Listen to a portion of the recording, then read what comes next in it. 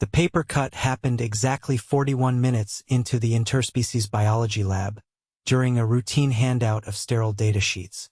Carson Tilden had just passed a laminated schedule to Zarnex, the tall, lime-tinted exchange student from the planet Virex, when he felt that unmistakable sting across the edge of his right index finger. "Ah, crap," Carson muttered, pulling his finger back and inspecting the thin red line that had already begun to bead with blood. He pressed his thumb against it with a wince. Zarnex's eyes widened with alarm. "You are hemorrhaging.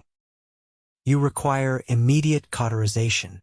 "No, I really don't," Carson said, raising his hand to wave it off. "It's just a paper cut." But Zarnex had already reached into his side pouch, an olive-colored utility satchel lined with compartments, and pulled out a narrow metallic wand that buzzed faintly with a blue glow at the tip. Carson backed up a step. "Whoa, whoa, whoa. What is that?" "A minor wound sealing plasma instrument," Zarnex said. "Standard procedure for dermal breaches under 1 centimeter. I will administer on 3. 1, no." "Zarnex, stop," Carson barked, holding his hands up. "That's overkill. I'll use a bandage." The lab went silent. Even Professor Glenn, who had been explaining protein sequencing to a cluster of Fentari twins, turned to stare. Zarnex tilted his head. "But the wound is open. Infection risk is non-negligible. Why would you not cauterize?" "Because it's a paper cut," Carson said. "It hurts, yeah, but it's not exactly a battlefield injury. I've got a first aid kit in my pack." He turned toward his bag on the far corner of the lab table, keeping a wary eye on Zarnex, who was still holding the wand like he wasn't entirely convinced Carson knew what he was doing. Carson dug through the side pocket and pulled out a small plastic case, then peeled open a bandage with his teeth. Zarnex watched with unnerving interest. "You were sealing the wound with adhesive mesh?" "Yeah, that's what a bandage is," Carson said, wrapping the strip around his finger. "Stops the bleeding, keeps out germs." "Simple stuff." Zarnex lowered the plasma wand slowly. "Humans are unexpectedly tolerant of skin breaches." Carson chuckled. "We get a lot of them. Paper, cardboard, aluminum foil. It's practically a rite of passage." Zarnex returned the wand to his pouch, still looking unconvinced.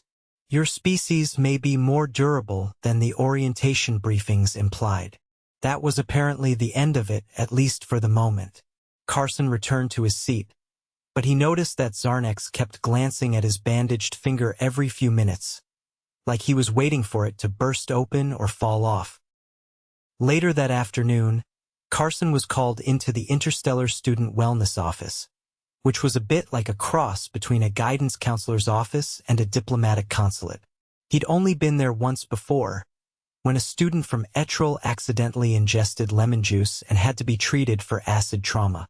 This time, the receptionist, a bored-looking woman named Marla, who was halfway through a crossword puzzle, handed him a clipboard. "Zarnex filed a concern report," she said. "Apparently, you refused emergency medical intervention." "It was a paper cut," Carson said. Marla raised an eyebrow. "You wrote that on the report?" "Yeah, in all caps." She snorted. "Okay, go on in." The counselor was a short humanoid named Relka with a translucent blue sheen to her skin and an ever-present notepad. She motioned to the chair across from her and folded her hands. "Carson Tilden," she said, "you declined a field cauterization administered by your peer." "He tried to burn me with a plasma stick," Carson said. "I didn't decline it. I dodged it." Relka tapped her notepad. "Zarnex is from a species where all dermal breaches are treated as high-priority medical events. He was performing what he believed to be a life-saving action." "I get that," Carson said. "But on Earth, we don't torch our fingers for a paper cut." Relka nodded carefully. "Cultural misunderstandings are common. However, your reaction caused Zarnex distress. He believes he failed to protect a teammate." Carson rubbed his temples. "Okay, so what do you want me to do? Let him cauterize me next time." She gave a small smile. "No, but perhaps you could explain your methods. Demonstrate your treatment and recovery process." Help him understand how your species handles minor injuries. So that's how Carson ended up giving a wound care demonstration in the biology lab 2 days later, with a fresh paper cut administered under supervision, though this time he used the edge of a printer sheet, not a laminated schedule. Zarnex watched intently as Carson cleaned the cut with an alcohol wipe, dried it with a cloth, and applied a fresh bandage. Then he held up his hand like a game show model. See? No burning. No smoke. Just a bandage. Zarnex leaned in. And the tissue will regenerate without synthetic reinforcement? Yeah, in a couple of days. Zarnex looked both amazed and mildly disturbed. Your biology is inefficient but resilient. Thanks, I guess. That would have been the end of it, except the next week. Zarnex tried to administer a plasma burn to another human student, Mira Sandwell, after she scraped her elbow tripping on the campus stairs. Mira, being less patient than Carson, screamed and shoved him into a shrub. The incident led to a temporary ban on personal medical devices in shared spaces. Carson found Zarnex sulking near the koi pond behind the biodome. You okay? He asked. Zarnex's shoulders drooped. I do not understand. I only wish to help. But your people reject assistance. Carson sat beside him. We don't reject help. We just have different ways of dealing with stuff. Zarnex nodded slowly. Perhaps I should study your methods more carefully. Probably a good idea, Carson said. And maybe stop pointing plasma devices at people's wounds. They both sat in silence for a moment, watching a koi swim in lazy circles. Then Zarnex asked, May I practice bandaging on you? Carson laughed. Sure. Just don't give me another paper cut. It was 3 days after the koi pond conversation when Carson found himself once again roped into something he hadn't signed up for. He just finished a late lunch, a serviceable chicken wrap, and a suspiciously glowing fruit cup when a campus courier drone dropped a soft-sided parcel onto his tray. He tore open the seal flap and pulled out a handwritten note wedged beside an oddly shaped device with curved handles and what looked like a tiny spool of gauze. Human Tilden, the note began in sharp, angular script. I have attempted to replicate your wound closure technique using available Virexian materials. Please evaluate the prototype. Yours an anatomical curiosity, Zarnex. Oh no, Carson muttered. He turned the device over in his hands.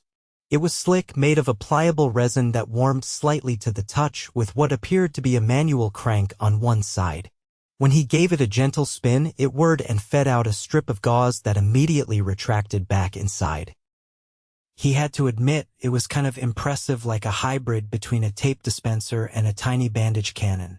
That evening, he met Zarnex outside the Xenobiology Annex, where the alien was waiting with a portable dermal scanner and what Carson hoped was not another plasma wand.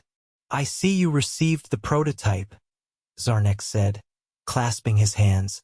Yeah, and I'm both impressed and mildly terrified, Carson replied, holding it up. It's got potential, but it's missing a few things. Zarnex leaned forward. Specify. Well, first, human gauze is sterile and breathable. This stuff feels like it's been dipped in tree sap. Also, we don't usually apply compression force with that much torque. It might work on a synthetic organism, but on human skin, this would probably cause bruising. Zarnex frowned. I calibrated it to match the rigidity of Virexian epidermal panels. That explains a lot. Zarnex retrieved a small satchel from the ground and unzipped it with his inner elbow, something Carson still wasn't used to seeing. I have obtained samples of human medical adhesives from the interspecies trade post, he said, pulling out a box of off-brand bandages labeled wound patches, assorted flesh tones, mostly pink. The packaging featured a cartoon of a triumphant human giving a thumbs up with a bandage on his forehead. Carson let out a short laugh. I don't know who designs these, but that's not where we usually put them. I will require a live test subject, Zarnex said. Preferably one with an abrasion or laceration under 8 millimeters. Carson raised an eyebrow. You're not cutting me again, Zarnex.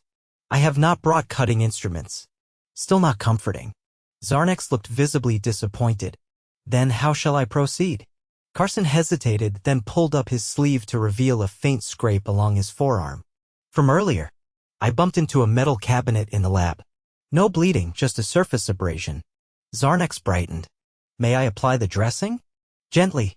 The Virexian's hands were surprisingly steady as he peeled back the wrapper and pressed one of the patches onto the wound.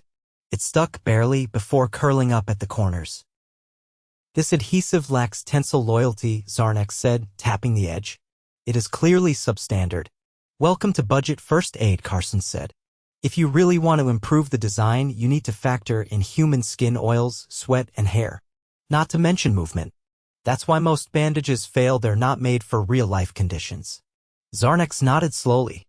I must observe humans in varied states of minor injury. Carson's eyes widened.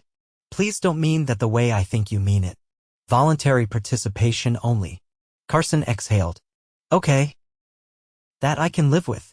The next day, Carson was greeted in the dorm lounge by an unexpected sight. A folding table had been set up near the entrance, complete with a banner that read, Voluntary Minor Injury Survey, Human Participants Only. Zarnex stood behind it with a clipboard and a camera drone hovering nearby. Carson approached cautiously. You're not actually hurting anyone, right? Zarnex looked offended. Of course not. I am documenting pre-existing injuries and their corresponding treatments. I have recorded 6 stubbed toes, 1 burn from an iron, and a spectacular case of chafing. Why are they telling you this? I offered granola bars. Carson glanced down. Sure enough, there was a bowl of individually wrapped snacks with a sign that read, For humans with damage.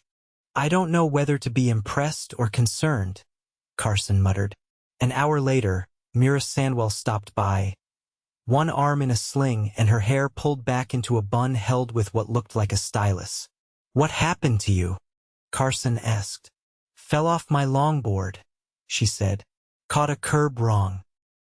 Bruised shoulder, nothing serious. Zarnex's eyes lit up. May I scan the injury? Mira hesitated. Is this gonna involve any glowing tools? No plasma, Carson assured her. She relented and Zarnex waved the dermal scanner over her arm, the display lighting up with a series of temperature gradients and internal readings. You suffered a contusion and ligament strain, Zarnex said. You require a compression wrap. I already have one. This is a sling. It is insufficient. Back off, Doc Virex. I merely seek to optimize your recovery. You're not my physical therapist. Carson stepped between them. Okay, maybe let's not argue in front of the granola bowl. Mira rolled her eyes and walked off, muttering something about alien med students with boundary issues. Zarnex turned to Carson. She does not trust my intentions. She probably doesn't trust being offered unsolicited diagnostics from someone who once tried to sterilize a skin knee with ion vapor. I meant well. I know. But humans are weird about personal space, especially when they're already in pain. Zarnex considered this. I must incorporate a consent protocol. That's shockingly reasonable of you. I learn. Later that evening, Carson returned to his dorm to find a message cube blinking on his desk. He tapped the top, and a projection of Zarnex appeared, this time wearing what looked like a lab coat made from recycled cafeteria napkins. Human Tilden. The recording began. I have compiled an injury catalog and cross-referenced it with available human treatments. I seek your feedback tomorrow at midday. There will be muffins. The projection fizzled out. Carson shook his head and laughed softly. He's gonna open a clinic by the end of the semester. The next day, noon came with muffins actually closer to muffin-shaped protein clusters flavored like banana. But the gesture was there and Carson sat across from Zarnex in the campus commons as they reviewed the data together. You've got a growing database here, Carson said, scrolling through entries. Blisters, hangnails, even that one guy with the weird rash from swimming in the decorative fountain. This is turning into a legitimate catalog. I will publish it once peer-reviewed, Zarnex said. Perhaps co-authored? Carson blinked. You want me to help write it? You are the foremost expert on casual human injury I have encountered. Carson leaned back in his chair, half laughing. That might be the weirdest compliment I've ever gotten. Zarnex folded his hands. Your tolerance for inconvenience and environmental hazard is admirable. You adapt with minimal intervention even when conditions are suboptimal. We call that getting by, Carson said. Also known as winging it. Zarnex nodded slowly. Human resilience is not always organized, but it is effective. They sat in silence for a beat, watching a pair of insectoid students argue over something in the distance, possibly the last protein muffin. Carson tapped his chin. You know, if you really want to understand human healing, you should come to an intramural dodgeball game. It's basically controlled chaos with predictable injury patterns. Zarnex's eyes widened. You intentionally throw objects at each other? Yep. And then we laugh about it and keep playing. Zarnex stared at him for a long moment. I will require additional granola bars. A week after the dodgeball suggestion, Carson found himself regretting every word of it. The campus gymnasium had been hastily converted into a neutral zone recreation hall for interspecies activities. The floor had been covered with a shock-absorbent polymer to accommodate heavier species, and the boundary lines had been redrawn in glowing blue strips that adjusted themselves according to the number of limbs on the court at any given time. It was chaos organized only in the loosest sense of the word. Carson adjusted the elastic sleeve on his knee not because it hurt, but because he knew he'd be the only one on the court without some kind of visible gear, and he wanted to look at least semi-professional. Zarnex stood beside him wearing what could only be described as a full-body impact suit complete with articulated limb shields and a padded crest helmet that made him look like an awkward, lime-colored beetle. I have reviewed 3 hours of archived footage, Zarnex said, scanning the court. I believe I understand the objective. Then explain it to me, Carson said, bouncing a ball experimentally, because it seems like pure mayhem with foam projectiles. You must incapacitate opponents by striking them with the ball while avoiding impact yourself. It is a test of reflex and spatial prediction. Basically, yeah, but try not to take anyone's head off. Zarnex nodded. I have calibrated my throwing strength accordingly. I will not exceed 25% of my maximum output. That's still probably too much, Carson said. But Zarnex was already stepping onto the court. By some miracle, they ended up on the same team along with a lanky, translucent student from Urquan who moved like a ribbon in water and a squat, fur-eyed creature named Belsk who claimed to have never lost a recreational contest in his life. Across from them stood a mostly human team, save for one particularly dense-looking alien with jointed legs and a tail that kept twitching like it had something to prove. Mira had volunteered as referee, her still bruised shoulder now covered with a flexible gel patch that shimmered faintly under the lights. First team to 5 hits wins, she called out, whistle already in her mouth. No flight, no cloaking, no kinetic dampeners. You get hit, you're out. Let's keep it civil. The whistle blew. Foam balls scattered like startled birds. Carson ducked instinctively as a ball whizzed past his ear and exploded in a puff of harmless chalk. Zarnex, oblivious to subtlety, charged forward and launched a return shot that hit the opposing player square in the chest. The impact sent the poor guy skidding backward into the boundary line. Was that within tolerance? Zarnex asked as the player stood up, dazed but unhurt. Mira gave a thumbs up. Barely. Tone it down or you're benched. The match continued in a blur of movement and yells. Belsk turned out to be all talk, dodging exactly nothing and getting eliminated within the first 2 minutes. The Urquan student, on the other hand, glided across the floor like a breeze, dodging everything with such casual grace that even Carson found himself staring.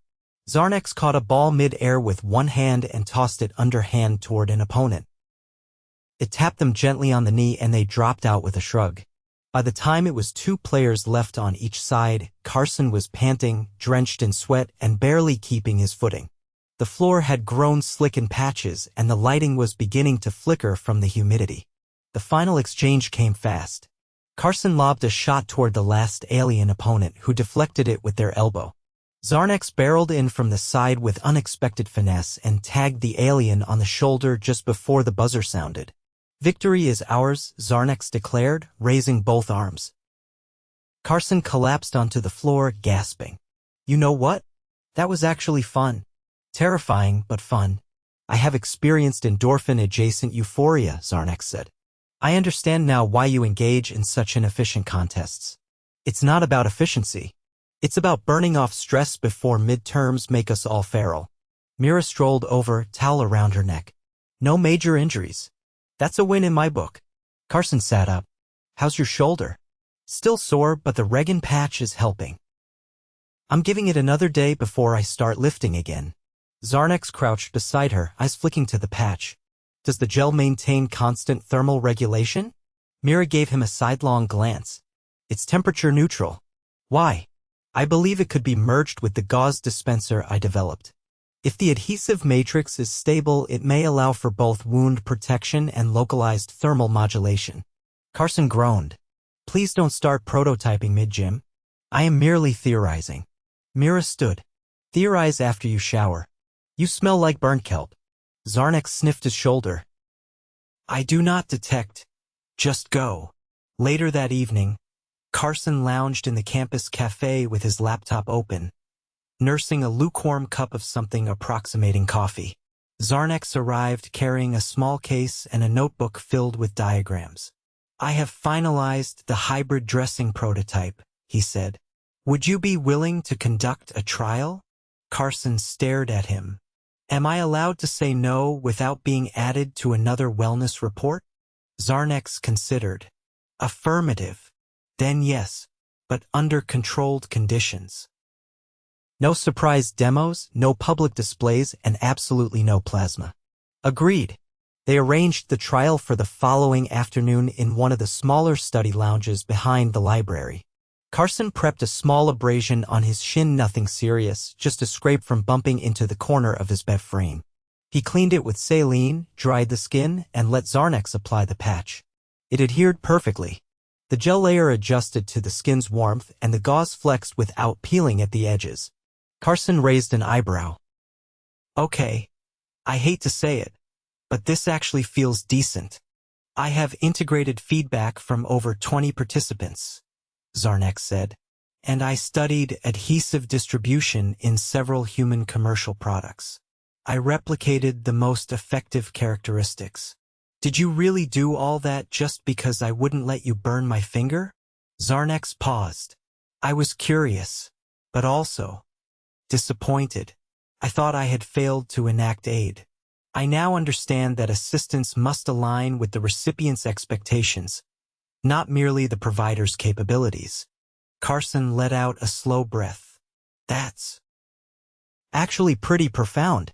I read it on a poster in the mediation room. Still, you remembered it. The door opened slightly and Mira poked her head in. Did the patch work? Carson nodded. Better than the store-bought stuff. Zarnex gestured to the case on the table. I have prepared a dozen prototypes for distribution. I believe they may be useful.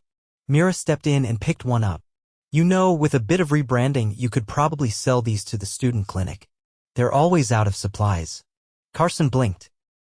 Wait, are we about to commercialize an alien medical invention born out of an interspecies misunderstanding?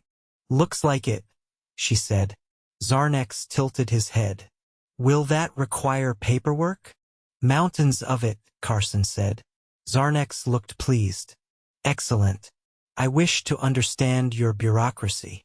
Carson leaned back and laughed. You've officially passed the final human test. What is it? Willingness to suffer through paperwork for something that could have been solved with a nap. By the end of the week, the student clinic had accepted a donation of 50 hybrid patches under the name ZarnexAid. A small placard was placed near the reception desk. Joint human Virexian collaboration for minor injuries and major curiosity. Carson passed it on his way to class and paused for just a second, shaking his head with a grin. All because of one paper cut.